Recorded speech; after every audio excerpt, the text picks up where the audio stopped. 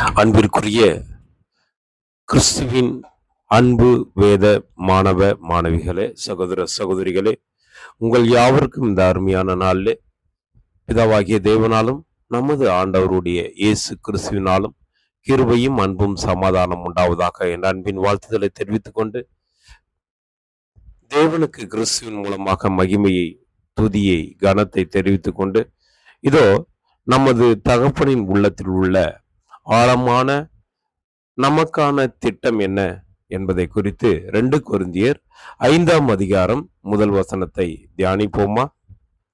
பூமிக்குரிய கூடாரமாகிய நம்முடைய வீடு அழிந்து போனாலும் தேவனால் கட்டப்பட்ட கை வேலையல்லாத நித்திய வீடு பரலோகத்திலே நமக்கு உண்டென்று அறிந்திருக்கிறோம். பிரியமானவர்களே, இந்த உலகத்துல நமக்கு நிரந்தரமான வீடு இல்லை, கவலைப்பட வேணாம். நிரந்தரமான வீடு எது அப்படின்னா பரலோகம்தான். அங்க கை வேலை இல்லாத ஒரு அழகான, நாம இமேஜினேஷன் பண்ண முடியாத அளவுக்கான ஒரு வீடு நம்மளுக்காக ரெடி ஆகி கொண்டிருக்குது. அத கிறிஸ்துவும் தகப்பனும் ரெடி பண்ணிட்டு இருக்காங்க. அதுக்கு நாம என்ன பண்ணணும் அப்படின்னா, பாருங்க, இந்த உலகத்துல நாம கட்டுற வீடு அநித்தியமானவைகள். அது எந்த நேரத்தினாலும் ஒரு இயற்கை சீற்றத்தினால அது விழுந்து போகலாம். காணப்படுகிறவைகள் அநித்தியமானவைகள் 2 கொரிந்தியர் 4:18 சொல்றார். காணப்படாதவைகள் நித்தியமானவை. அந்த நித்திய மகிமைக்காக தான் பிசாசு இன்னைக்கு வரலாம் ஆசைப்பட்டுக்கிறான். அவன் ஆதாமை ஏவாளை விழத்தள்ளிட்டு இந்த பூமிக்குரிய ஆசீர்வாதம் கிடைக்கும் அப்படின்ட்டு ஒரு ஒரு பெருமைக்குள்ள, அதாவது எனக்கு தான் அது கிடைக்கணும், எனக்கு தான் அது வேணும் அப்படின்ற ஒரு வைராக்கியத்துக்குள்ள இருந்த போது தேவனுடைய மகிமையெல்லாம் பார்த்துட்டு விழுந்துட்டான். அதனால அவனுக்கு பரலோக வாய்ப்பு இல்லை. அதனால அவன் என்ன பண்றான், தனக்கு கிடைக்காத இந்த வாய்ப்பு நம்ம ஒவ்வொருத்தருக்கும் கிடைக்க கூடாதுன்ட்டு அவன் அலைகிறான். அவன் கேட்கிறான் மன்னிப்பு வேணும்னு தேவன் கிட்டையும் கிறிஸ்து கிட்டையும். அவங்க சொல்லிட்டாங்க, நீங்க பார்த்துட்ட மகிமையை பார்த்துட்ட, இதோ என்னுடைய பூமிக்குரிய, என்னுடைய ஆதாம் வழிய வந்த இந்த ஜனங்கள் என்னையும் தேவனையும் பார்க்கல. அவங்க காணாம விசுவாசிக்கிறாங்க. அன்னைக்கு தோமா பார்த்து விசுவாசிச்சார்.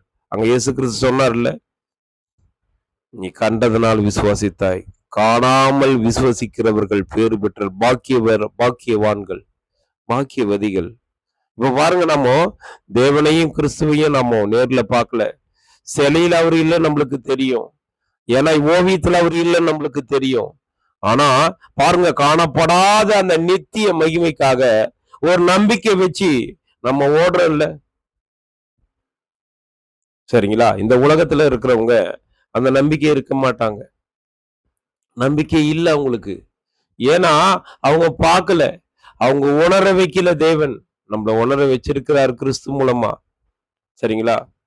அப்போ அவங்க உலகத்துல இது இருந்தா போதும், இந்த சுகம் இருந்தா போதும், இல்ல என்ன நான் செஞ்ச பலவீனத்தினால எனக்கு இது கிடைக்காம போயிட்டுது, இப்போ எனக்கு இந்த உலகத்துல வாழ்றதுக்கு எனக்கு தேவன் என்னை கைவிட்டுட்டார் அப்படின்ட்டு நம்பிக்கை இல்லாம போறாங்க. ஆனா தேவன் சொல்றாரு, ஒருத்தம் கூட கெட்டு போக கூடாது.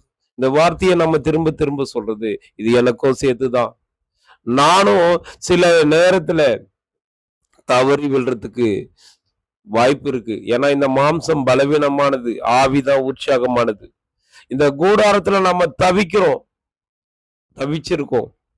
ஆனாலும் தேவன் எங்களை பலப்படுத்தி சிறப்படுத்தி நடத்துவார், நடத்திட்டு இருக்கார். அப்ப நம்ம என்ன பண்ணோம், பலவீனம் விழுவோம். நீதிமான் 7 தரம் விழுந்தாலும் எழுந்திருப்பான். நம்மதான், நாம கிறிஸ்துவின் அந்த பரிசுத்த ஜீவனுள்ள ரத்தத்தினால் நீதிமான்கள் ஆக்கப்பட்டுட்டோம். நாம செஞ்ச கிரியையினால இல்ல, கிறிஸ்துவனுடைய கிருபையினால. அதை நம்ம உணர்றோமா? சரிங்களா? உணரணும். பாருங்க, நாம சோர்ந்து போகக்கூடாது. நம்ம சோர்ந்து போகக்கூடாது. ஏன்னா நம்ம சோர்ந்து போனா கனம், மகிமை, நித்திய விட இழந்துருவோம். நம்ம விழுந்துருவோம். ஏன்னா நம்ம இந்த உலகத்துல நாமோ கிறிஸ்துவினுடைய அந்த பாடுகளை சுமந்து இந்த மாம்சத்துல சுமந்துன்னு போகும்போது, இவ்வளவு நாள் இது உலகத்துக்காக ஓடினது. இவ்வளவு நாள் சாத்தானுடைய அவன் வஞ்சிக்கிற ஆவியில நாம இருந்திருப்போம். அப்போ உடனே விட்டுறாது அந்த பழைய மனுஷன். நம்மளுக்குள்ளதானே அவன் இருக்கிறான். புதிய மனுஷனா இருக்கிற இந்த புதிய மனுஷனா இருக்கிற இந்த புது சிருஷ்டி கிறிஸ்துவ தரிச்சிக்கணும். கிறிஸ்துவ தரிச்சிட்டு என்னை பலப்படுத்துகிற கிறிஸ்துவனாலே, பிலிப்பியர் 4:13, எல்லாவற்றையும் செய்ய எனக்கு பலனுண்டு. அந்த நம்பிக்கை வரணும் செம்பிரதர். எல்லாத்தையும் செய்ய நம்மளால முடியும். அப்பா, இந்த பலவீன மாம்சத்துல அப்பா நான் நடந்து கொண்டிருக்கிற ஒரு குறிப்பிட்ட நாளுக்கு அப்புறம் என்னால நடக்க முடியலப்பா. நடக்க முடியல. நான் எவ்வளவோ பிரயாசப்படுறேன். இந்த பழைய மாம்சம் என்ன மேற்கொண்டுருதுப்பா. நான் என்னப்பா பண்றது? அப்பா, உமது பரிசுத்தாவியை இன்னும் கொடுங்கப்பா. எப்படியோ விழுந்துடுறேன், நானு தவறிடுறேன். என்ன தாங்குங்கப்பா. நாங்க கிறிஸ்துவ தரிச்சுன்னு அந்த ட்ரெஸ்ஸை கழிச்சு போடாம நாங்க இந்த மரணத்தை கிறிஸ்துவனுடைய ஜீவனால நாங்க விழுங்க, அதை நாங்க எப்பவுமே போத்தி கொண்டு இருக்கிற எங்களுக்கு பலனை கொடுங்கப்பான்ட்டு 2 கொரிந்தியர் 5:4 சொன்ன பிரகாரம் நம்ம என்ன பண்ணோம்? நடக்கணும். நம்மை ஆயத்தப்படுத்துகிறவர் அப்பா. பரிசுத்த வீட்டுல அந்த கைவேலை இல்லாத அந்த பரலோக நித்திய கணம், நித்திய மகிமை, நித்திய சந்தோஷம் அங்கதான் நாம என்னென்ன எதிர்பார்க்கிறோமோ அதை விட கோடி மடங்கு பரிசுத்தம் அங்க இருக்குது. அதை நம்பாம அது இல்லை அப்படின்ட்டு நம்முடைய இந்த மனித மூளையில இந்த சாத்தான் உலகத்துல இருக்கிற இதெல்லாம் பார்த்து அதை விட்டுறதுக்காக சாத்தான் நம்மள டெய்லியும் விழத்தள்ள பாக்குறான். விழுவோம் பிரதர். நம்ம ஒரு படிக்கட்டா ஏறி கொண்டு இருக்கிறோம். நாம ஒரு 50வது படிக்கட்டுல நிப்போம். திடீர்னு நம்முடைய பழைய குணம், பழைய மாம்சம் நம்மளுக்கு சாத்தானுடைய குணம் உள்ளவர்களால வரும் பொழுது தவறி விழுவோம். தவறி விழுந்த உடனே சாத்தான் சொல்லுவான், உன்னை தேவன் கைவிட்டுட்டார், நீ என்னுடையவன், நீ உனக்கு பரலோக வாய்ப்பு இல்லை, நீ இப்படியே இருந்துட்டு இந்த உலகத்துல எப்படியா இருந்துட்டு செத்து போயிரு, ஒண்ணுமே இல்லை, தேவன் உன்னை கைவிட்டுட்டாருன்னு சொல்லுவா சகோதரி, சொல்லுவா சகோதரா. உஷாரா இருங்க. இல்ல 7 தரம் கூட விழுந்தாலும், 7 தரம்னா என்ன? எத்தனை தடவை விழுந்தாலும் உண்மையா பேதுரு மாதிரி மனம் கசந்து அழுந்தா மன்னிப்பு. யூதாஸ் மாதிரி இல்லைங்க, அவ்வளவுதான், நான் காட்டி கொடுத்துட்டேன், பரிசுத்த ரத்தத்தை காட்டி கொடுத்துட்டேன், இதுக்கு மேல உயிரோட இருந்து பிரயோஜனம் இல்லைன்னு சாக நம்ம தீர்மானிக்க கூடாது. இது சாத்தானோட மைண்டு. சாத்தான் நமக்குள்ள இப்பேற்பட்ட காரியத்தை பண்ணுவான். உஷாரா இருக்கணும். நம்ம யாரையும் திருத்த வரல பிரதர். அது நம்மள ரட்சிப்பு கிறிஸ்துவுடையது. நம்ம வேலை செஞ்சா போதும். கிறிஸ்துவனுடைய வார்த்தையை விதைக்கிறோம், அவ்வளவுதான். நீங்க எல்லாரையும் பரிசுத்தமாக்குங்கன்னு சொல்றதுக்கு இங்க பூமியில ஒருத்தன் கூட பரிசுத்தம் இல்லை, பரிசுத்தமானவன் இல்லை. எங்களோட சேர்த்து தான் சொல்றோம். நாங்கெல்லாம் பரிசுத்த மனுஷனா, நல்ல மனுஷனா, இந்த உலகத்துல நல்ல மனுஷனா மாறுறதுக்கு நாங்க ட்ரை பண்றோம் மனசாட்சியின் பிரகாரம். அதுக்கே சாத்தான் விடுறதில்ல. அப்படி நம்ம கொஞ்சம் கொஞ்சமா இந்த பூமிக்குரிய கூடாரமா இந்த மாம்சத்துல கண்டிப்பா நம்ம சாப்பிடுற சாப்பாட்டுல எல்லாம் இருக்கிற அந்த ஒரு சில கொழுப்பு நிமித்தம், ஹார்மோன் நிமித்தம் என்ன பண்ண முடியும்? தவறி விழுறதுக்கு வாய்ப்பு இருக்கு. ஆனா அதிகாலையில 1 மணி நேரம் கிறிஸ்துவோடவும் தேவனோட நம்ம சஞ்சரிக்கணும். நோவாவை போல சஞ்சரிக்கணும், ஏனோக்க போல சஞ்சரிக்கணும். எலியா எப்படி அவருக்குள்ள இருந்து எடுத்துக்கொள்ளப்பட்டாரோ அது போல நாம இருக்கணும். அது போல இருக்கிறதுக்கு நம்மளுக்கு பலன் இருக்காது. ஏன்னா பரிசுத்தாவி நம்மளுக்கு அவ்வளவா கொடுக்கப்படல. கொஞ்சம் பரிசுத்தாவி கொடுக்கப்பட்டதுனாலே நாம ஆடுற ஆட்டம் என்னன்னு நம்மளுக்கே தெரியுது இல்ல. கொஞ்சம் அதிகாரம் தேவன் கொடுத்ததுனால நாம ஆடுற ஆட்டம் நம்மளுக்கே தெரியுது இல்ல. ஒரு சில நேரத்துல நம்ம உண்மையா நடக்கும் பொழுது நம்ம உடன் இருக்கிற கணவனோ துணையோ நம்மள என்ன பண்ணுவாங்க? நம்ம கூட நல்லா பழகிட்டு ஏமாத்திட்டு போன மாதிரி இருக்கட்டும்.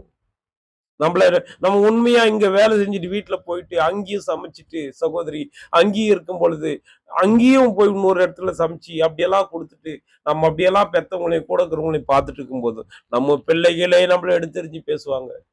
அப்போ தேவன் நம்மளை கைவிட்டுட்டாரா அப்படின்னு நினைக்க கூடாது பிரதர்.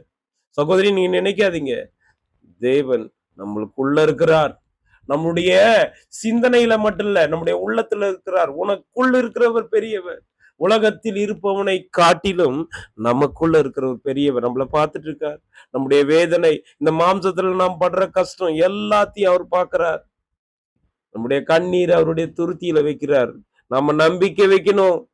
பரலோக வீடு கைவேலையால் செய்யப்படாத வீடு. நம்முடைய வீடு, நம்ம இந்த பூமிக்குரிய வீட்டுல பாருங்க, நம்ம யாரையோ வச்சு நம்ம வீடு கட்டுவோம். அவன் கோணல் மாணலமா கட்டி ஏதோ ஒண்ணு பூசி விட்டு போயிடுவான். குறிப்பிட்ட பூமி அதிர்ச்சியோ ஏதோ ஒரு இயற்கை சீற்றம் வரும்போது ஒண்ணு இல்லாம போயிடும். அதுல நம்ம எதனா பொருள் வைப்போம், திருடிடுவாங்க. திருடி அதுல ஏமாந்து ஐயோ என்ன தேவன் கை விட்டுட்டாரு நாம சொல்லியிருக்கோம் நாங்க. நான் பரலோக வீடு அப்படி இல்லை சிஸ்டர். நம்மளுக்கு அதை சொல்றாரு தேவன். பரலோக வீடு நித்திய கைவேலை இல்லாத ஒரு பரிசுத்த வீடு, காணப்படாதவைகள் நித்தியமானவைகள். நித்தியம்னா என்ன? எப்பவுமே இருக்கும். அது இது ஒரு பில்டிங் கட்டுறோம்னா ஒரு 20 வருஷம் தான், அதுக்கப்புறம் ஒண்ணு இல்லாம போயிடும். அதுக்கப்புறம் இடிச்சிட்டு புதுசா கட்டணும். ஆனா பரலோகத்துல நம்மளுக்கு நித்திய வீடு இருக்கு. இந்த பூமிக்குரிய வயசுல நாம பாருங்க, ஒரு சின்ன வயசா தான் இன்னும் ஒரு 65 வயசு வரலும் வாழலாம், 70 வயசு வரலும், இல்ல 80 வயசு வரலும். 120 வயசு தான் அவர் டார்கெட் போட்டிருக்காரு நம்ம அப்பா. ஆனா பாருங்க, நாம அது வரலும் இருக்கிறது இல்ல. இந்த உலகத்தின் சாப்பாடு அப்படி இருக்கு. அதெல்லாம் சாப்பிட்டுட்டு நம்ம சீக்கிரம் போயிடும். ஆனாலும் நம்ம சாப்பிடுற சாப்பாடுல இருக்கிற ஹார்மோன் கொழுப்பெல்லாம் நம்மளை தூண்டியும் இந்த மாம்சத்திற்குரிய காரியம் செய்ய வைக்கும். நாம பரலோகவாசிகள் கிறிஸ்துவை தரித்து கொண்டிருக்கிறோம்ட்டு நம்ம ஓடினா போதும் சிஸ்டர், ஓடினா போதும் பிரதர். நம்ம அந்த நம்பிக்கையோட ஓடணும், நம்பிக்கை வைக்கணும். கிறிஸ்து எனக்கு ஜீவன், சாவு எனக்கு ஆதாயம். அவரை என்ன ஒருபோதும் தள்ளாட வேண்டும். நீதிமான ஒருபோதும் கீழே விட்டுற மாட்டார். தள்ளுவான் சாத்தான். 50வது படிக்கட்டுல இருந்து நீ ஜீரோக்கு வந்துட்டேன்னு சொல்லுவாங்க. இல்ல பிரதர், நீங்க விழுந்தது ஒரு படிக்கட்டு தான், திருப்பி எழுந்து நடங்க அப்படின்னு கிறிஸ்து சொல்றார். தட்டி கொடுக்கிறவர் கிறிஸ்து, நம்மளை தள்ளி விடுறவர் கிறிஸ்து அல்ல. முதல்ல அதை உணரணும், நம்பிக்கை வைக்கணும் பிரதர். சரிங்களா? நம்மள ஆயத்தப்படுத்துறாரு. அந்த வீட்டுக்கு நீ ரெடி ஆகணுமா? அந்த ஒரு கல்யாண வீட்டுக்கு நீ ரெடி ஆகுனா இங்க நீ ட்ரெஸ் கரெக்டா போடணும். கிறிஸ்துவனுடைய வஸ்திரம், குணலட்சணம்ன்ற ட்ரெஸ் இங்க போட்டு காமிச்சு, இங்க இந்த உலகத்தார் முன்னாடி அந்த குணலட்சணத்தை நீ காண்பிக்கிறியா? காண்பிக்கிறதுக்கு நான் பலன் தரேன். கிறிஸ்துவனை வழி நடத்துவார். நம்மளுக்கு டீச்சர் அவரு. நம்மளை கை பிடிச்சு கூட்டின்னு போற தாய் நம்முடைய ரெபேக்காள் கிறிஸ்து அவரு. யாக்கோப மாறி இருக்கிற நம்மளை கூட்டின்னு போறதுக்கு ரெடியா இருக்காரு. ஏசா மாறி துர்குணம் இருந்தா ரெபேக்காள் என்கிற அந்த நிழலா இருக்கிற அந்த இயேசு கிறிஸ்து நிழலா ரெபேக்காள் மாதிரி இருந்தாங்கல்ல, அவங்க பாருங்க ஏசாவை கைவிட்டுட்டாங்க. நம்மள மாதிரி 2ஆம் தரம் உள்ள புறஜாதியுமா இருக்கிற கன்னி மரியாள் வகுப்பா இருக்கிற நம்மள தூக்கிறதுக்கு யாக்கோபோட வம்சமா ரெட்டிப்பான நன்மையை தரத்துக்காக இருமடங்கா பெற்றுக்கொண்ட மாதிரி நம்ம இருமடங்கு ஆசீர்வாதத்தோட பரலோகத்துல இருக்க போறோம். அது இங்கேயே நம்ம காண்பிக்கணும் சிஸ்டர். இந்த தேகத்துல குடியிருக்கலையே கர்த்தரில் குடியிருக்கிறவளா இருக்கணும்ன்றதை நம்ம ஒவ்வொரு நேரமும் ஒவ்வொரு கணமும் அறிஞ்சி தைரியமா நம்பிக்கையோட நடக்க நாம என்ன பண்ணோம்? தீர்மானம் பண்ணணும். தீர்மானம் பண்ணாதான் ஆசீர்வாதம். சரிங்களா? நம்முடைய நம்பிக்கை திரைக்கு அப்பால் இருக்குது. திரைக்கு அப்பால் இந்த பூமிக்கு நம்ம அது நம்முடைய ஆவிக்குரிய கண்ணால தான் நாம் பார்க்கணும். ஏன்னா எழுதி வச்சிருக்கிறார் நம்ம அப்பா. ஒரு பத்திரம் எழுதி, உனக்கு இந்த ஊர்ல இந்த இடத்துல என் சொத்து இருக்குது, நீ கொஞ்ச நாள் இங்க வந்து ஒர்க் அவுட் பண்ணும் அப்படின்னு சொல்லிட்டா, அவன் என்ன பண்றானா, ஒரு பெரிய செல்வந்தர் கோட்டீஸ்வரர் நான் பிள்ளைக்கு சொன்னாராம், உனக்கு இந்த செல்வமெல்லாம் வேணுமா, நான் சொல்ற இடத்துல நீ போயிட்டு ஹவுஸ் கீப்பிங் வேலை செய்யி, அங்க வேலை செஞ்சு நம்முடைய கம்பெனி தான் அது, அதுல நீ என் புள்ளன்னு சொல்லாம நீ என்ன பண்ணு, சாதாரணமா வேலை செய். செஞ்சுட்டு அங்க எல்லா வேலையும் கத்துக்கோ. கத்துக்குனா நீ என்னுடைய அந்த பெரிய அரண்மனை வீட்டுல இது மாதிரி வேலை செய்யறவங்களை நீ எப்படி ட்ரீட் பண்ணுவ, எப்படி அவங்களை நடத்துவ, அவங்களுடைய பலவீனத்துல நீ எப்படி அவங்களுக்கு நீதியா நடத்துவ, நீ உன்னுடைய லைஃப் அது அனுபவம் இருந்திருக்கும், அதை அவங்களுக்கு சொல்லி தருவேன். நீ டைரக்டாவே போயிட்டு அந்த இடத்துல உட்காந்துட்டேன்னா உனக்கு அந்த மகிமை தெரியாதுன்னு அந்த ஒரு பெரிய கோட்டீஸ்வரர் அதிபர் தன்னுடைய மகனுக்கு சொன்னா, அந்த மகன் ஒரு குறிப்பிட்ட காலம் அதை உண்மையா செஞ்சதுக்கு அப்புறம் அவனுக்கு அந்த அந்த பெரிய செல்வந்தருடைய அவருடைய சொத்துக்கு அதிபதியை வைப்பாராம். அதுதான் பிரதர், அதுதான் இயேசு கிறிஸ்துவுக்கு நடந்தது. அதையேதான் இன்னைக்கு நம்மளுக்கும் அவர் சொல்றாரு. நம்ம நடக்கணும்ல, கொஞ்ச நாள் தானே. இந்த மாம்சம் நம்மளை விடாது பிரதர், கண்டிப்பா விடாது. நம்முடைய பழைய மனுஷன் நம்மளை விட மாட்டான். அதை நாங்க அனுபவிக்கிறோம். நம்ம பாருங்க, ஒவ்வொருத்தரும் அனுபவிப்பீங்க, வெளியில சொல்ல முடியாது. இதுல நம்ம குரூப்ல கூட எல்லாத்தையும் நம்ம கமெண்ட்ஸ் போடுறதுக்கு சில சகோதரர்கள் சொன்னாங்க. நாங்க விட்டோம் கொஞ்ச நாள். அவங்க என்ன பண்ணாங்க, கமெண்ட் சொல்றேன்ட்டு ஒரு நாள் விக்கிரகத்தினோட போட்டோ அனுப்புறாங்க, ஒரு நாள் பெயர் சபையில் இருக்கிற ஒரு விக்கிரகத்தினோட போட்டோ, ஒருத்தர் முஸ்லிம் சகோதரருடைய போட்டோ எல்லாம் அனுப்பிச்சு இது கலங்கப்படுத்தினாங்க. அதனாலதான் இப்போ ஒரு அட்மின்ட்டு, அது அட்மின் பெரிய பரிசுத்தவான் கிடையாது, பரிசுத்தவானா நடக்கிறதுக்கு ட்ரை பண்ற உங்களுடைய சகோதரன், அவ்வளவுதான். ஆனா இங்க பாருங்க, இந்த சகோதரனுடைய வீட்டுல 2வது மாடியில தேவனுடைய வார்த்தை வேத பாடமா வந்து கொண்டிருக்குது. இலவசமா ஞாயிறு காலை 7ல இருந்து 8 வரணும். அதை நாங்க பண்ணிட்டு எல்லாருக்கும் இலவச சிற்றுண்டி தரோம். தயவு செஞ்சு கலந்துக்குங்க. கலந்துக்க முடியாதவங்க தயவு செஞ்சு கேளுங்க. எனக்கு ஆன்லைன்லயும் நாங்க பண்றோம். அப்போ தேவன் பாருங்க, அந்த நித்திய வீட்டுக்கு நம்மள ஆள் சேர்த்திட்டு இருக்கார். இங்க ஆள் சேர்த்தி தசமமோ காணிக்கும் நாங்க வாங்குறது இல்ல. வேதமானவர்கள் அப்படிப்பட்டவர்கள் அல்ல. இந்த உலகத்திலிருந்து பிரித்தெடுக்கப்பட்டவர்கள் நம்ம. உலகம் வைரே தேவன் போயின்னு இருக்குது பிரதர். பாருங்க, ஹவுஸ் கீப்பிங் செஞ்சு கஷ்டப்பட்டு எட்டுன்னு வருவாங்க பணம். அந்த பணத்தை திருடி, அந்த பணத்தை ஓரளவுக்கு நம்ம அந்த அந்த நீங்க நடத்துற சபையில ஏதோ ஃபேனுக்காக, அந்த செலவுக்காக, இல்ல வேலை செய்யறதுக்காக கொடுக்கலாம். ஆனா அதவே சாப்பாடா சாப்பிட்டுட்டு அப்படி சாப்பிடுறாங்க. அவங்க மத்தியிலிருந்து நம்மளை பிரிச்சிருக்கிறார். பேர் சபையில் பெரும்பாலும் அப்படி நடந்து கொண்டு இருக்குது. சரிங்களா?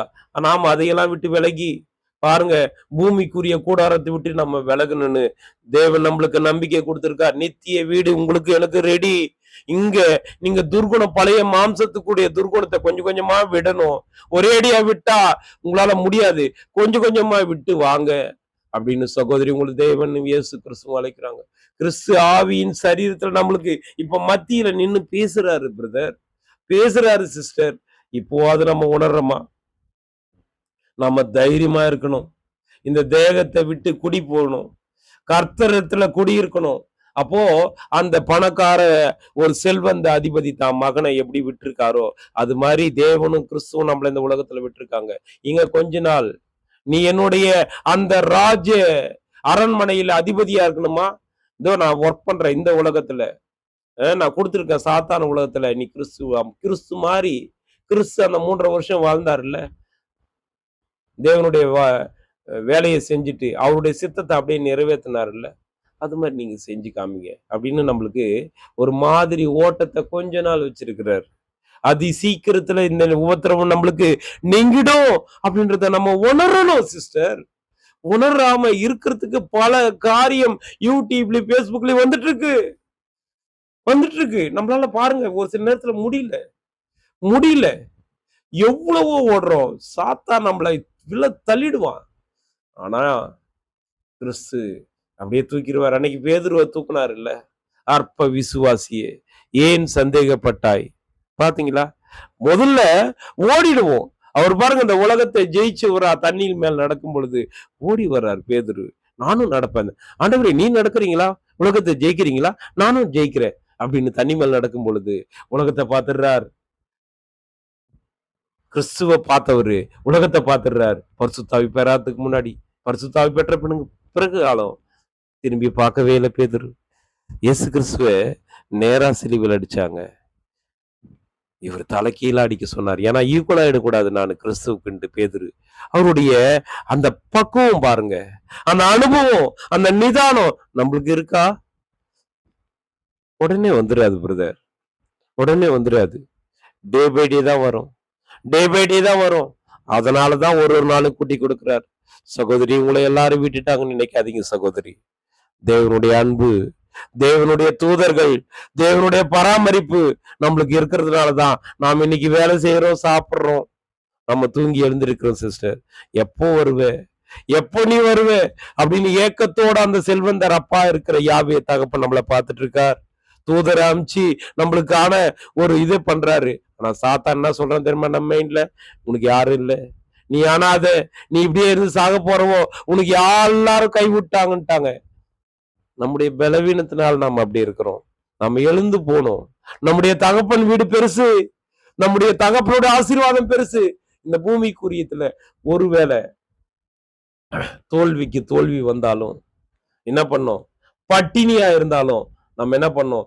கிறிஸ்துவை விட்டுறக்கூடாது, கிறிஸ்துவை விட்டுறவே கூடாது. கிறிஸ்துவை விட்டுட்டோம்னா ரொம்ப கஷ்டம் பிரதர், ரொம்ப கஷ்டம்.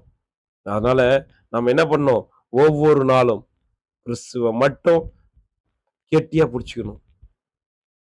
தோல்விக்கு தோல்வி நமக்கு டெய்லி வரலாம். ஒருவேளை பட்னியா கூட இருக்கலாம். இந்த பட்னியா இருந்து செத்தாலும் நம்முடைய உயிரை நாம மாற்றிக்க கூடாது சிஸ்டர், பிரதர். நம்முடைய உயிரை நம்ம ஒரு சில வேதமானவர்கள் அப்படி பண்ணியிருக்காங்க. அப்படி பண்றதுக்கு நம்மளுக்கு அதிகாரம் கிடையாது. இந்த உலகம், இந்திய அரசாங்கமே அதை அனுமதிக்கிறது இல்ல. தேவன் அனுமதிப்பாரா? நம்மளுக்கு யாரும் இல்லைன்னு நினைக்காதீங்க. கிறிஸ்துவோட அன்பு இருக்கு. நீங்க ஓடி வந்து அவர்கிட்ட கண்ணீரை விடுங்க. இந்த உலகத்தான் கிட்ட கண்ணீர் விட்டா அவன் பல காரியத்தை பண்ணிட்டு போயிடுவான். தேவன் கிட்டையும் கிறிஸ்து கிட்டையும் அவருடைய பரிசுத்த ரத்தம் எனக்காக தானே சிந்தப்பட்டிருக்குது அப்படின்ட்டு விட்டா, அவரு நம்முடைய மாம்சத்தின்படி, நம்முடைய பழைய மாம்சத்தின்படி, பழைய பலவீனத்துல விழுந்தபடி அறிய மாட்டாரு. கிறிஸ்துக்குள்ள நம்மளை பார்த்தா நாம பரிசுத்தமா நம்மளை பார்ப்பார். நீ வந்துட்டியா, வா, இதுக்கு மேல நானு கிறிஸ்து மூலமா உன்னை கூட்டிட்டு போறேன், இதுக்கு முன்னாடி எல்லாருக்கிட்டையும் ஒப்புரவாயிட்டு வா அப்படின்னு சொல்லுவானா. இக்காலத்து தேவனுடைய பரிசுத்தவான்களாகிய நாம் மரணத்தை எப்படி பார்க்கணும் தெரியுமா? முழுமையான ஜீவனுக்குள் பிரவேசிக்க போறோம். நாமோ நம்முடைய சகல நம்பிக்கையும் சந்தோஷத்தையும் அனுபவிக்கிறதுக்கான நுழைவு வாயில் இயேசு கிறிஸ்து தான். அவர் நம்மள இங்க கொஞ்சம் சிக்ஷிக்கிறார். ஒரு சிலையை செதுக்கும் பொழுது அந்த சிலைக்கு அந்த கல்லு பாருங்க வலிக்கதான் செய்யும். அது தன்னை பொறுத்துக்கணும். அந்த சிற்பி செதுக்கிறதுக்கெல்லாம் தன்னை பொறுத்துக்கணுதுனாலதான் அது ஒரு சிலையா நிக்குது. ஒரு அம்பேத்கர் சிலையா இருக்கலாம், மற்றதாலாம். ஆனா கிறிஸ்துவோட சிலையை சொல்ல, கிறிஸ்துவை யாரும் மகிமையில பவுலை தவிர பார்க்கல. சரிங்களா? மத்த இன்னைக்கு இயேசு கிறிஸ்துக்கு சிலை வைக்கிறதெல்லாம் யாத்திராகமம் 20ஆம் அதிகாரம் 5ஆம் வசனத்துல சொல்லிட்டாரு. வானம் எனக்கு சிங்காசனம், பூமி எனக்கு பாதப்படி, நீங்க எதனால எனக்கு சிலைய வச்சிருவீங்க? அவருடைய மகிமை வேற. பார்த்தாவே கண்ணு தெரியாம போச்சு அப்போஸ்தலனாகிய பவுலுக்கு 70-80%. சாவர வரலும் அந்த பலவீனத்திலே தான் ஓடி அவர் ஜெயிச்சாரு இல்லையா? அதுக்காக 3 தடம் ஜெபம் பண்ணாரு. ஆனா அந்த ஜெபம் மட்டும் கேட்கப்படல. ஆனா பாருங்க, விஷ பாம்பு கடிச்சிச்சு இந்த பம்பளி தீவுல. அவனையும் உயிரோட எழுப்பினாரு. தெய்வமா அவரை தூபம் காட்ட ஆரம்பிச்ச உடனே சட்டியை கிழிச்சுக்கினார் அப்போஸ்தலனாகிய பவுல். சிசிலியா தீவுன்னு நினைக்கிறேன். அப்போ கிறிஸ்துக்கான மகிமையை பவுல் திருடல, நாம திருடுறோமா? மற்றவனுக்கான இருக்கிற பொருளை நம்ம திருடுறோமா? திருடுனா நம்ம பரலோக அந்த பரிசுத்த வீட்டுல போக முடியாது. திருடுறதுக்கான வாய்ப்பை தேவன் தரல, பிசாசு தருவான். நம்ம உஷாராயிடணும். கிறிஸ்துவுடைய வசனம் நம்மளுக்குள்ள இந்த கான்சியஸ் அந்த ஸ்டோரேஜ்ல இருக்கிற இந்த மைண்ட்ல வசனத்தை வச்சுன்னு இருந்தா, கிறிஸ்து என் கூட இருக்கிறார், என்ன பார்க்கிறார், என்ன நடத்துறாருன்ற உணர்வு இருந்தா போதும். அவர் என்ன பண்ணுவாரு? நம்மள மகிழ்ச்சிக்கு கூட்டு போயிடுவார்.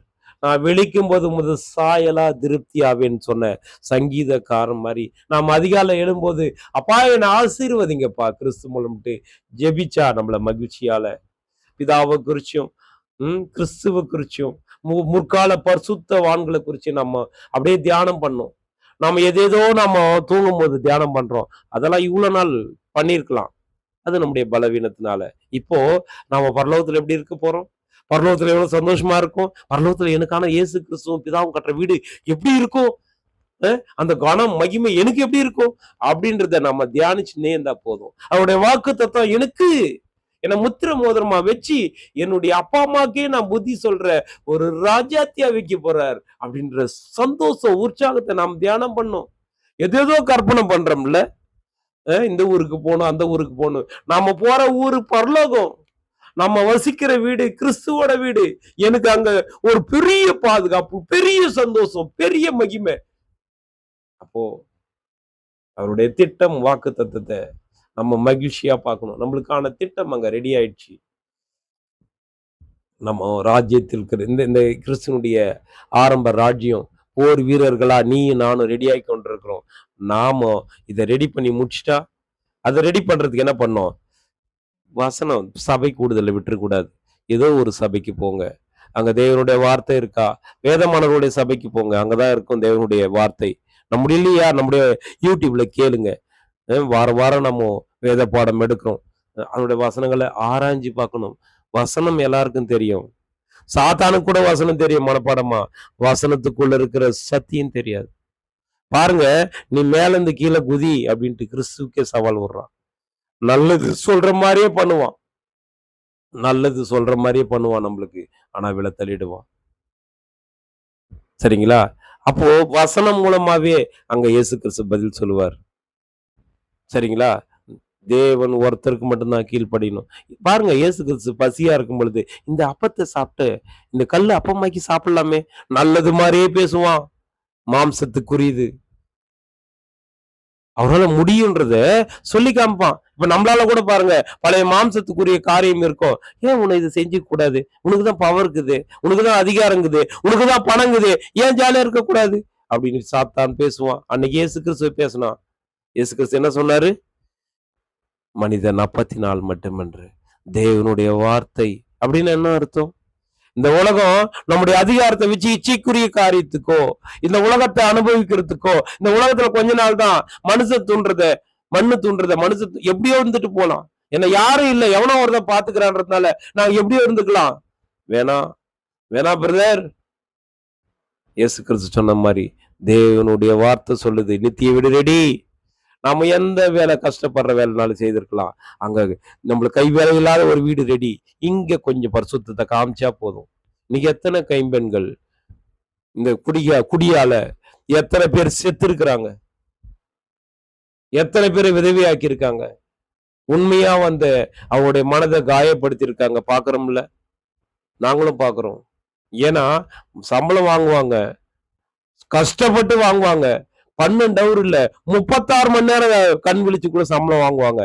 சம்பளம் வாங்கிட்டு அப்படியெல்லாம் கஷ்டப்பட்டு ஒரு 4 ஹவர் சந்தோஷம் வரணுன்ட்டு தண்ணி அடிக்க போறாங்க. தண்ணி அடிக்க போயிட்டு ரோட்டுல விழுந்து கிடக்குறாங்க தருமாறி. ஒரு லாரி நாங்களும் கூட இழுத்துன்னு வந்து போட்டிருக்கோம். எத்தனையோ பேருக்கு புத்தி சொல்லுவோம், அடங்க மாட்டாங்க. ஏன் எங்களையே நாங்க கிறிஸ்துக்குள்ள நடக்கும் பொழுது எங்களுக்கும் பல சோதனைகள் நமக்கும் வருது. நாமளா அதுல ஒண்ணுமே இல்லை, தடுமாறி விழுறோம் தான். ஆனா எழுந்து நிக்கிறோம்.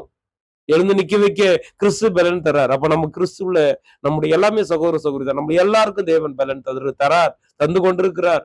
நித்திய அந்த வீட்டுக்கு ரெடி ஆகிறதுக்கு மகிழ்ச்சியான தேவனுடைய திட்டத்தை இங்க நாம் நிறைவேற்றணும். அதுல பாடுகள் தான், துன்பம் தான், மனவேதனை தான். ஆனாலும் கிறிஸ்து என்னை தூக்குவார். கிறிஸ்துடைய அவருடைய பலத்தை கைக்குள் நான் அடங்கி இருக்கணும். எது சொன்னார்ல, நீங்க அவர் தேவன் உங்களை உயர்த்தும்படி அவருடைய பலத்தை கைக்குள்ள கொஞ்ச நாள் அடங்கிருங்க. இந்த உலகத்துல பாடுகள் உபத்திரம், ஏன் சாப்பாடு கூட இல்லாம இருக்கலாம். நம்ம உடம்பு சரியில்லைன்னா நம்மளை கேர் பண்றதுக்கு யாரும் இல்லாம இருக்கலாம். நாம் செஞ்ச பாவத்தின் நிமித்தம் இந்த பாடுகள் அப்படின்றத, பலவீனத்தின் நிமித்தம் பாடுகள். கிறிஸ்துவை விட நாம் பாடு அனுபவிக்கிறோமா? அவர் ஒண்ணுமே செய்யாம பாடுகள் அனுபவிச்சாரு. நல்லது செஞ்சே பாடுகள் அனுபவிச்சார். தேவனுடைய திட்டம் அது, தேவனுடைய திட்டம் அது. இந்த உலகத்துக்காக என் புள்ள நீ பாடுகள் அனுபவிக்கணும். ஏன் நாம பரலோக ராஜ்யத்துல அந்த வீட்டுக்கு போக கிறிஸ்து பாடு அனுபவிச்சார். ஈடுபலி தன்னுடைய பரிசுத்த ரத்தத்தை பாவமே அறியாத அந்த பரிசுத்த ஆட்டுக்குட்டி பாடு அனுபவிச்சு இல்ல. நம்மளுக்கு கொஞ்சம் அதிகாரம் இருந்தா பிசாசு சொல்லுவான் அன்னைக்கு இயேசு கிறிஸ்துக்கு சொன்ன மாதிரி, உன்னால இந்த அதிகாரங்குது, இந்த காரியத்தெல்லாம் நீ பண்ணி ஜாலியா இருந்துட்டு போன்னு சொல்லுவான். முடியும். தேவன் கொடுத்த பணத்தை நல்ல காரியத்துக்கு தான் செலவு பண்ணும். தேவன் கொடுத்த இந்த உடம்ப தேவனுக்காக மட்டும்தான். என்னுடைய உடம்பு கிறிஸ்து தங்கம் அலையும். இத வேசித்தனத்துக்கு யூஸ் பண்ணக்கூடாது. இந்த வேசித்தனம் தேவனுக்கு அருவருப்பு. இந்த உடம்பு பரிசுத்த அந்த பரலோகத்தை வீட்டுல போயிட்டு மகிமையா மாறப்போகுது. இங்க அதை பரிசுத்தம் ஆக்கிக்கணும். சரிங்களா? விசுவாசிக்கணும். சரிங்களா? மரணமானது அன்னைக்கு அன்னைக்கு ஆதாம் மூலமா உண்டாச்சு. ஜீவனானது கிறிஸ்துவுக்குள்ள வந்துச்சு. நம்ம கிறிஸ்துவனுடைய ரத்தத்துக்குள்ள போயிடணும். நம்முடைய அப்பாவோட ஒரு சொட்டு ரத்தம் தான் நம்ம பெத்தவங்கள சொல்றேன். நம்மளை பெத்தவங்களாகும் அதுதான் நம்மளை உருவாக்கி இருக்கு. கரெக்டா? உருவாக்கி இருக்கு. அது ஜீவன் உள்ள ரத்தமா நம்மளை மாத்தி இருக்குது. ஆனா அவருக்குள்ள இருந்த அந்த ஜீனு நமக்குள்ள வந்ததுனால அது ஆதாமோட ஜீனு. அது பாவம் பலவீனத்தை கொண்டு வந்திருக்கலாம். நம்முடைய கணவரோ மனைவியோ நம்மளுக்கு நம்ம ஏத்த மாதிரி நம்முடைய சத்தியத்துக்கு உள்ள இல்லாத மாதிரி நடந்ததுனால நம்ம பலவீனத்துல விழுந்திருக்கலாம், தவறி போயிருக்கலாம். ஆனா இன்னைக்கு கிறிஸ்துவனுடைய வார்த்தை கூப்பிட்ட உடனே இவ்வளவு நாள் செஞ்ச பாவத்தை எல்லாம் நாம அறிக்கையிட்டா கிறிஸ்து தன்னுடைய பரிசுத்த ரத்தத்தை தேவனுடைய சமூகத்துக்கு முன்னாடி ஊற்றி, மா சகோதரி சகோதரா யார் சகோதர அப்படின்னு கிறிஸ்து சொல்லுவாராம். பாருங்க அவருக்கு இவங்களுக்காக இந்த குரூப்ல இருக்கிறவங்க ஒவ்வொருத்தருக்காக என்னுடைய ரத்தம் சிந்தப்பட்டிருக்கு. அவங்க கதறாங்க, அப்ப அவங்களோட பாவத்தை என் நிமித்தம் மன்னிப்பா அப்படின்னு இயேசு கிறிஸ்து சொல்லுவாராம். ஏன்? இந்த லேசான உபத்திரவம் அதிகமான நித்திய கனமகிமை உண்டாக்கும். அப்போ இந்த உலகத்துல உபத்திரவம் உண்டு, நான் ஜெயித்தேன் கிறிஸ்து சொன்னார்ல, அப்படி நாம் ஜெயிக்கணும். கர்த்தருக்கு பயப்படுறது தக்கதா. மனுஷனுக்கு நம்ம புத்தி சொல்லலாம். ஏன்னா நான் முதல்ல நடக்கணும், அதுக்கப்புறம் தான் மற்றவங்களுக்கு சொல்லணும். மற்றவங்க கிட்ட சொல்லணுமே தவிர நாம அவங்கள அப்படியே பரிசுத்தமானாலாம் மாற்ற முடியாது. அது கிறிஸ்து தான் மாற்றுவார். நாம சும்மா சும்மா இல்லை, ஒரு வைராக்கியத்தோட நம்பிக்கையா அவங்களுக்கு அந்த பரலோகத்து வீட்டோட மகிழ்ச்சியை சொல்லணும். கொஞ்ச நாள் பாடு சிஸ்டர், கொஞ்ச நாள் உபத்திரவம். இங்க நீங்க அந்த செல்வந்தரோட புள்ள மாதிரி ஒர்க் அவுட் பண்ணா போதும், அங்க மகிமை, அங்க மகிமை. அங்க அந்த வீடு நித்தியமா இருக்கு, எழுதி வச்சிருக்கிறாரு. உலகத்துல இருக்கிற தகப்பன் கொடுக்கிற பத்திரம் இந்த ஊர்ல இப்படி இருக்கு. இங்க கொஞ்ச நாள் நீ இந்த இருக்கிற இந்த தோட்டத்தை, இங்க இருக்கிற என்னுடைய தோட்டத்துல இல்ல இங்க இருக்கிற ஒரு கம்பெனி இப்படி எல்லாம் ஒர்க் அவுட் பண்ணா அங்க உனக்கு அந்த நான் இருக்கிற அந்த செல்வந்த வீட்டுல உன்னை அதிகாரியா ராணியா வைப்பண்ணா நம்ம செய்வோம்ல, அதை தான் செய்ய சொல்லியிருக்காரு. அந்த பரலோக வீட்டுல வேணும்னா இந்த பூமிக்குரிய வீட்டுல நம்ம ஒரு ஐடி கம்பெனில வேலை செய்யலாம், இல்ல செக்யூரிட்டியா இருக்கலாம், இல்ல ஒரு மெடிக்கல் ரெப்பா இருக்கலாம், அல்லது நாம ஒரு கார்பெண்டரா இருக்கலாம், ஒரு ஹவுஸ் கீப்பிங்கா, செக்யூரிட்டியா, ஒரு நர்ஸா, யாரா வேணா இருக்கலாம். நம்ம கொடுக்கப்பட்ட இடத்துல நாம் உண்மையா இருக்கணும். இந்த உடம்புல கிறிஸ்துவை தரித்து கொள்ளணும். அப்போ இந்த பழைய மாம்சத்துக்குரிய அந்த குணலட்சணத்தை எடுத்து போட்டு கிறிஸ்துவை தரித்து கொள்ளும் போது நம்ம கிறிஸ்துவா நடப்போம், கிறிஸ்துவா பேசுவோம். ஒரு பொண்ணை பார்த்து பேசுறோம்னா கிறிஸ்து பார்க்குற மாதிரி நாம் பார்ப்போம். கிறிஸ்து அந்த பொண்ணை எப்படி பார்ப்பாரு? மகளா பார்ப்பார், சகோதரியா பார்ப்பார். அப்படி பார்க்கணும். வேலைக்கு வர்றவங்களையும் அப்படிதான் அந்த முதலாளி பார்க்கணும். அதே மாதிரி வேலை செய்யற அந்த லேடிஸு, அந்த சூப்பரையரை கிறிஸ்து பார்க்குற மாதிரி பார்க்கணும். அவங்க தவறா பேசுனா அப்படியே ஒதுங்கி வரணும். இச்சைக்குரிய காசும் பேர்னா ஒதுங்கி வரணும். அவங்க உலக ஆதாயத்துக்காக அப்படி இருந்தா நாம அப்படி இருக்கக்கூடாது. ஏன்னா நாம செல்வந்தரோட புள்ள, உண்மையான செல்வந்தர் அவரு தான். ஆனா பாருங்க, ஒவ்வொரு நாளும் கூட்டி கொடுத்துட்டு இருக்கார். எதுக்காக? அந்த பரலோக வீட்டுல அந்த காணப்படாத அந்த நித்திய வீட்டுல நாம போக போறோம். அந்த மகிழ்ச்சியை நாம கொடுக்கணும். ஏன்னா அவருடைய திட்டம் அப்படியே உண்மை, அவருடைய வாக்கு தத்துவம் அது அப்படியே நடந்து கொண்டிருக்குது இந்த உலகத்துல. 6000 வருஷம் முஞ்சி 7000 வருஷ தொடக்கத்துல ஒரு அனுபவம் வரணுன்ட்டு தான் நம்மளுக்கு இவ்வளோ சோதனையை விட்டாராம். ஒவ்வொரு நாள் அனுபவம் ஒரு படிக்கட்டா ஏறி நம்முடைய இறுதி மூச்சு என்னைக்குன்னு தெரியாது சிஸ்டர். என்னைக்குன்னு தெரியாது பிரதர். அந்த இடத்துக்கு போகும்போது நம்மளை செய்திப்பார். நம்முடைய பிள்ளைகள் மத்தியில் நம்முடைய அந்த கிறிஸ்துவனுடைய குணத்தை காமிக்கணும். நம்ம பெத்தவங்க முன்னாடி நம்முடைய அந்த கிறிஸ்துவனுடைய குணம் மாறிட்டுச்சுன்னு காண்பிக்கணும். தேவன் என்ன விடுதலை பண்ணட்டுன்ட்டு நாம இருந்தா அது மேட்டிமே அது அப்படி இருக்கக்கூடாது. நாம தான் எழுந்து வரணும். நாம தான் விழுந்திருக்கோம். நாம தான் ஒப்புரவாகணும்ன்றதை நம்ம உணரணும். பாருங்க, இன்னைக்கு பல பெண்கள் தவறி விடுறதுக்கு காரணம் கணவனுடைய குடி. கணவன் என்ன புரிஞ்சிக்கலன்ட்டு கண்டவ பின்னாடி பல பேர் போயிருக்காங்க. ஆனாலும் போயிருந்தாலும் சரி, தேவன் கூப்பிடும்போது எழுந்து திரும்பி வரணும். திரும்பி ஒப்புரவானா நித்திய வீடு ரெடி சிஸ்டர், நித்திய வீடு ரெடி பிரதர். சரியா? சில சபைக்கு கூட வருவாங்க, ஆனா தேவனுடைய குணலட்சணம் இருக்காது. மற்றவங்களை குறை சொல்றானா அவனுக்குள்ள இருக்கிறது, அவனுக்குள்ள நம்மளுக்குள்ள அப்படி குறை சொல்றது இருந்தா நமக்குள்ள இருக்கிறது கிறிஸ்துவின் ஆவி இல்லை பிரதர், சாத்தானோட ஆவி. அதை கலைஞ்சி போட்டணும். நாம பிசாசை தரித்து கொண்டு இருக்கிறோம், அவனை கலைச்சி போடணும். யூதாஸ் மாதிரி பல காரியம் நம்மளுக்கு கூட இருந்தவங்க பண்ணிட்டு போயிருக்கலாம். ஆனா கிறிஸ்து சொல்றாரு, நீ என்னுடையவன், நான் உன்னை மீட்டு கொண்டேன். நீ என்னுடையவன், நான் உன்னை மீட்டு கொண்டேன். உன் பேர் சொல்லி அழைச்சிருக்கிறேன், உன் பேர் சொல்லி நான் அழைச்சிருக்கிறேன். நான் உன்னை கை விட்டுறதில்லை, உன்னை கைவிடல அப்படின்னு சொல்றாரு. கை விட்டுட்டாங்கன்னு சில குடிகாரனுங்க பல பேர் தன்னுடைய மனைவியை புரிஞ்சுக்காம இருக்காங்க.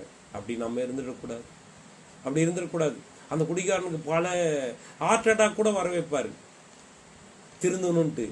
பல உபத்திரவத்தை தேவன் திருந்தணுன்ட்டு பண்ணுவாரு. ஆனா நாம என்ன நினைப்போம்? தேவன் கைவிட்டுட்டார்னு நினைப்போம். இல்லை பிரதர், இல்லை சிஸ்டர், நாம திருந்தி அவருடைய கிறிஸ்துவனுடைய ட்ரெஸ்ஸை போட்டுக்கணும், குணலட்சணத்தை வாங்கிக்கணும். அந்த வாய்ப்பை கொடுக்குறாரு. ஆனா பல பேர் இன்னமும் அப்படிதான் இருக்காங்க. நாம் அப்படி இருந்துடக்கூடாது. தேவதூதர் நம்மளுக்கு கொடுக்கப்பட்டிருக்கிறாங்க. பாருங்க, நம்ம அதிகாலையில 1 மணி நேரம் நீங்க கொடுத்து பாருங்க, கண்டிப்பா கிறிஸ்துவோட வழியில தேவனும் கிறிஸ்துவ நம்மளை வழி நடத்துவாங்க. அந்த பரிசுத்த பங்காளியா, கிறிஸ்துவனுடைய அந்த பங்காளியா ராஜ்யத்தில் நிற்பாங்க. அந்த செல்வந்தருடைய வீட்டுல ஒரு அதிகாரியை வைப்பாங்க. இப்போ அந்த செல்வந்தருடைய இடத்துல நம்ம ஒர்க் அவுட் பண்ணுகிறோம், வேலை செஞ்சுட்டு இருக்கோம். பொறுமையை, நிதானத்தை, சாந்தத்தை, தாழ்மையை, இச்சையடக்கத்தை இங்க காமிக்கணும். எல்லாத்தையும் காமிக்கணும். காமிக்காம வரத்துக்கு போகவே முடியாது. அதே மாதிரி ஒரு நாள் பரிசுத்தம் ஆயிட்டு ஒரே நாள்ல தேவன் எடுத்துக்கொள்ள மாட்டார். சரியா? பார்க்கல, முற்காலத்துல பாருங்க, கிதியோன் பாருங்க, பயந்துன்னு இருப்பான் மீதியானரை பார்த்து. ஏன்னா மீதியானர் பலத்திருப்பாங்க. இவங்க அந்த பாளையத்தில் அந்த மலைக்கு அடியில போய் யாருக்கும் தெரியாம போர் அடிச்சுட்டு இருப்பாங்க. ஏன்னா விளைச்சல் வர்ற வரலும் பொறுமையா இருப்பாங்களாம். குறிப்பிட்ட நாள் வந்த உடனே அந்த விளைச்சல் எல்லாம், அந்த அறுவடை முடிஞ்சு அந்த தானியங்கள், கோதுமை எல்லாத்தையும் தூக்கின்னு போயிடுவாங்களாம். விதைச்சது கிதியோனுடைய அந்த இஸ்ரேலுடைய ஃபேமிலி, பென்யமின் அந்த வம்சத்தார்லாம், இப்ராஹிமோட வம்சத்தார் விளைச்சது. விதைச்சி தண்ணி விட்டு முளை வந்து அது இது பண்ணி அறுவடை பண்ணும்போது எதிரிகள் வந்து எடுத்துட்டு போயிடுவாங்க. எதிரி வந்து எடுத்துட்டு பாருங்க. தேவன் நம்மளை சின்ன வயசுல இருந்து வளர்த்து ஆளாக்கி விட்டா சாத்தான் மாதிரி வந்து நம்முடைய பலனை, நம்முடைய அன்பை, நம்முடைய சமாதானத்தை கெடுத்து விட்டு போயிடுவாங்க. மீதியானர் மாதிரி பல பேர் உஷாரா இருக்கணும். கிதியோன் பாருங்க, மீதியானர் ஜெயிக்கிறதுக்கு அவர் அனுப்புறார். அனுப்பும் பொழுது என்ன நடக்குது? நீ பராக்கிரமசாலின்ட்டு அங்க மிகாயில் தூதன் சொல்றாரு. அவர் சொல்றாரு, தூதனே, கர்த்தருக்குள்ள வந்தவரே, நான் வந்து பராமரிக்கசாலி இல்லை, நான் ஒரு ஏதோ ஒன்று ஓரமா உட்காந்து அந்த அறுவடை பண்றேன் அப்படின்னு சொல்லும் பொழுது தூதன் தேவன் சொல்றாரு, நீ பராக்கிரமசாலின்னு. இப்ப நம்மள பார்த்து சொல்றாரு, நீ பராக்கிரமசாலி, நீ போயிட்டு மீதியானரை ஜெயிக்கலாம், சாத்தானுடைய குணமுள்ளவர்களை நீ ஜெயிக்கலாம் அப்படின்னு சொல்றாரு. அப்ப பாருங்க, அங்க ஒரு சம்பவம் நடந்திருக்கு. இதை நிழலா தேவன் வச்சிருக்காரு. நியாயாதிபதி புஸ்தகத்துல 6ஆம் அதிகாரத்துல பாருங்க. நீ போய் ஜெயிக்கணும்ன்றாரு. அவர் என்னன்றாரு, எனக்கு அடையாளம் கொடுங்க, நீ என் கூட இருக்கிறீங்க, தேவனே நீ என் கூட இருக்கிறீங்கன்னா எனக்கு அடையாளம் கொடுங்கன்னு கேட்கும் பொழுது தேவன் அடையாளத்தை காமிக்கிறார். இவர் கேட்கிறாரு, இந்த வனாந்தர், இந்த வயக்காட்டுல நான் ஒரு ஆட்டுத்தோலை போடுவேன், அதுல நீங்க என் கூட இருக்கிறீங்கன்னு தெரிஞ்சா அந்த ஆட்டுத்தோல் மேல மட்டும் பனி பெய்யணும், காலையில இருந்து பார்ப்பேன் அப்படின்றாரு. தேவன் காமிக்கிறார். அப்பவும் நம்பிக்கை வரல. திருப்பி என்ன பண்றாரு? மறுநாள் இந்த ஆட்டுத்தோளம் அது மாதிரி ஆட்டுத்தோலை போடுவேன். அது ஒரு செம்மறி ஆட்டுத்தோல்னு வச்சுங்க. அப்போது இது மேலே மட்டும் மழை அந்த பனி பெய்யக்கூடாது, அந்த வயக்காடு ஃபுல்லாக பனி பெய்யணும். அதையும் காமிக்கிறார். அதே மாதிரி தேவன் செய்கிறார். அடையாளம் நாம கூட கேட்கலாம் பிரதர், நாம கூட கேட்கலாம் கிதியோன் மாதிரி செய்வார். அப்புறம் மறுநாள் சொல்கிறாரு, நீ ஆட்களை கூட்டின்னு வாங்க, அந்த போய் மீதியானர் ஜெயிக்கலான்ட்டு 32,000 பேர் கிட்டத்தட்ட வராங்க. யார் மீதியானர் ஜெயிக்கிறதுக்கு கிதியோன் பின்னாடி. ஆனால் பாருங்க, யார் பயந்துவெல்லாம் ஓடி போங்கன்னு சொல்லும் போது 22,000 பேர் ஓடிடுறாங்க. வெறும் 10,000 பேர் இருக்கிறாங்க. அங்கே ஒரு ஓடை போகுது, அந்த சம்பவம் தெரியும் இல்லையா கிதியோன். அந்த ஓடையில் போயிட்டு தண்ணி குடிக்க சொல்கிறாங்க. 300 பேர் தவிர மற்ற 9,700 பேர் அப்படியே வாய் வச்சு குடிக்கிறாங்க. அவங்கள ஓரங்கட்ட சொல்கிறார். அந்த 300 பேரை வச்சுட்டு அந்த மீதியானர் போய் ஜெயிக்க சொல்கிறார். அங்கே போயிட்டு கூட இந்த 300 பேர் என்ன பண்ணுறார், அவங்கள எக்காலம் கொடுக்குறார், மண் சட்டியை கொடுக்குறார், சரிங்களா, தீவட்டியை கொடுக்குறார். இதை கொடுத்துட்டு போய் ஜெயிங்கன்றாரு. அங்கே போயிட்டோம். மறுநாள் அதுக்கு போய் நிற்கிறார், ஜெயிக்கிறதுக்கு அனுப்புகிறாரு தேவனு.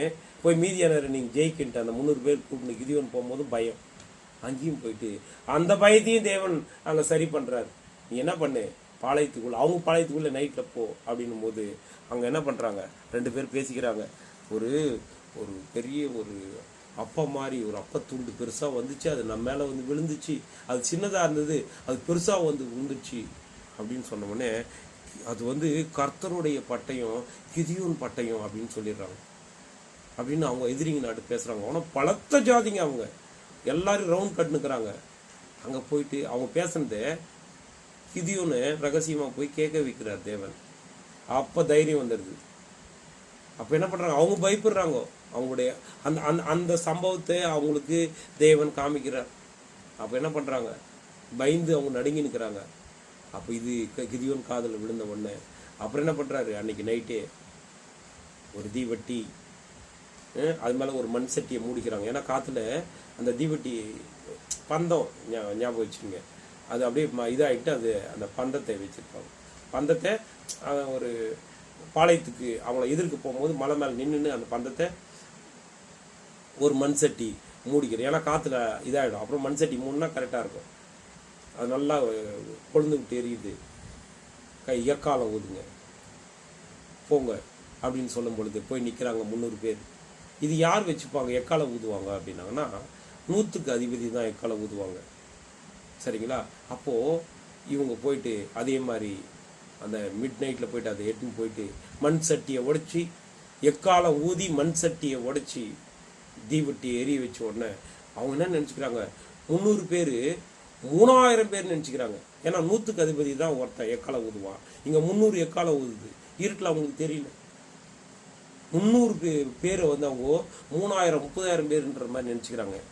நினச்சிட்டு பயந்துட்டு கிதியோனின் பட்டயம், தேவனுடைய பட்டயம், கர்த்தரோட பட்டயம், கிதியோனுடைய பட்டயம் நினைச்சிடுறாங்க. பாருங்க எவ்வளோ மேட்சிங் ஆயிடுது. கர்த்தருடைய பட்டயம் தான் கிதியோன் பட்டயம் ஆயிடுது அப்படின்னு சொல்லிட்டு பயந்து எல்லாம் ஓடிடுறாங்க. போயிட்டு அவங்க கொள்ளையிட்டு எல்லாத்தையும் வாரிக்கிறாங்க. எல்லாத்தையும் அவங்க எவ்வளோ கொள்ளையிட்டாங்களோ அது 100 மடங்கா கிதியோன் பெற்றுக்கொள்றாரு. அது என்ன அர்த்தம், இது வந்து நிழலாக பைபிளில் கொடுக்கப்பட்டிருக்குது. இது எதுக்கு எழுதி வச்சிருக்கார் தேவன் அப்படின்னு பார்த்தோம்னா தெரியும் இல்லையா, வேத மாணவர்களுக்கு தெரியும், நம்மளுக்கு அது நம்ம தெரியும்.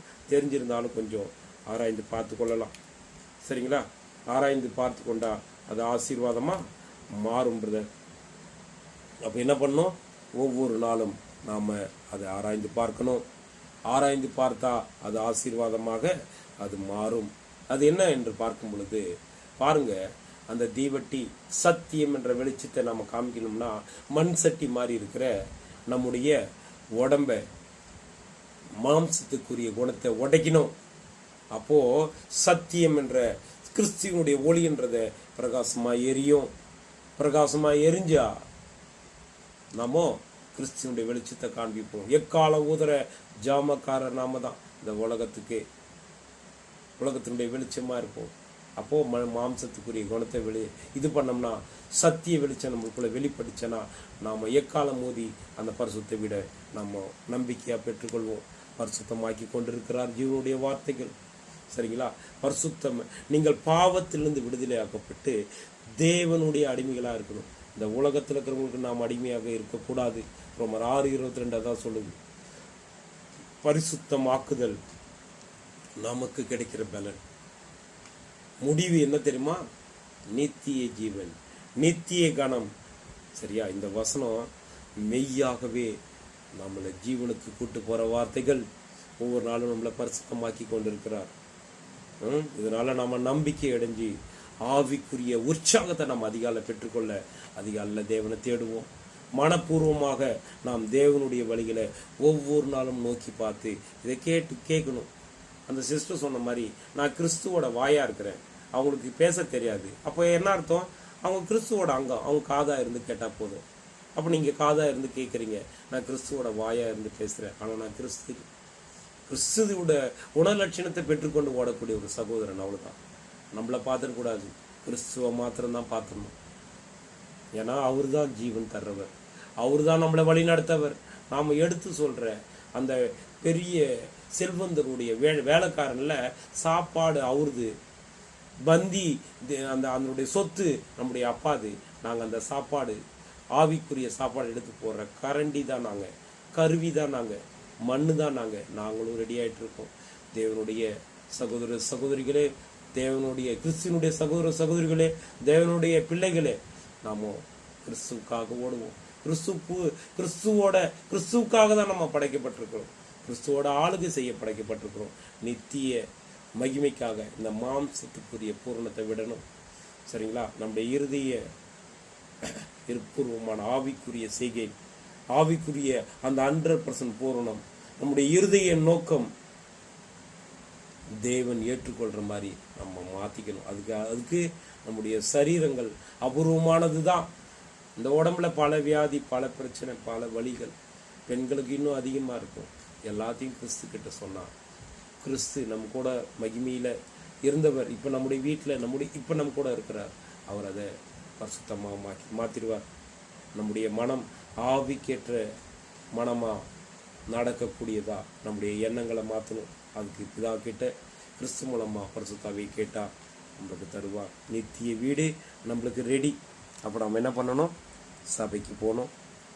சரிங்களா? அந்த மண்பானம் அந்த தீவட்டி எரியணும்னா அந்த மண்பானை உடைக்கப்பட்டது கிதியோனுடைய அந்த இடத்துல. அது நம்முடைய மாம்சத்துக்குரிய காரியத்தை உடைக்க கற்றுக்கணும். உடைக்கிறதுக்கு தேவன் பரிசுத்தாவியை தருவார். பரலோக வீடு ரெடி. சரிங்களா? நாம் அவரோட பிழைத்திருக்க நம்ம என்ன பண்ணோம்? பாவத்திற்கு நம்ம முன்ன அடிமையாக இருந்தோம், இப்போது கிறிஸ்துக்கு மட்டும் அடிமையாக இருந்தால் போதும். நம்மளுக்கு முதல்ல இருந்த அந்த காரியம் வெட்கமாக தோன்றும், ஆனால் அது உண்மையான முடிவு மரணம். சரிங்களா? நம்மளுக்கு பாவத்திலிருந்து விடுதலையாக்கப்பட்டு தேவனுடைய அடிமை நாம் இப்போ பரிசுத்தமாக்குதல் நம்மளுக்கு கிடைக்கிற பலனாக இருக்குது. சரிங்களா? முடிவு நம்மளுக்கு நித்திய ஜீவன் தான். அந்த பரத்தினுடைய அழியாத வீடு தான். அப்போ என்ன பண்ணோம்? ஒரு ஸ்திரீனாவே சபையை குறிக்குது. நாம் எல்லாரும் கிறிஸ்துவுக்கு அடிமையாக இருந்து அந்த பரலோக வீடை பெற்றுக்கொள்ள விடுறோம். இந்த மாம்சத்தின்படி நடவாமல் ஆவியின்படி நடக்க, நம்ம நியாய பிரமாணத்துடைய நீதியை நிறைவேற்றும்படி நாம நிறைவேற்றி முடிச்சுட்டார் கிறிஸ்து முற்றிலும். இப்போ நம்ம அன்பின் பிரமாணத்தை நிறைவேற்றும்படி தேவன் நம்மளை அழைச்சிருக்கிறார். கிறிஸ்துவனுடைய ஆவி உடையவனாய் நாம் நடக்கணும். அப்படி இல்லாமல் நடக்கிறவன் கிறிஸ்துவனுடைய ஆவி இல்லாதவன். ஆகவே நம்ம காணப்படுகிறவைகள் அநித்தியமானவர்கள், காணப்படாத நித்திய வீடு நம்மளுக்கு ரெடி.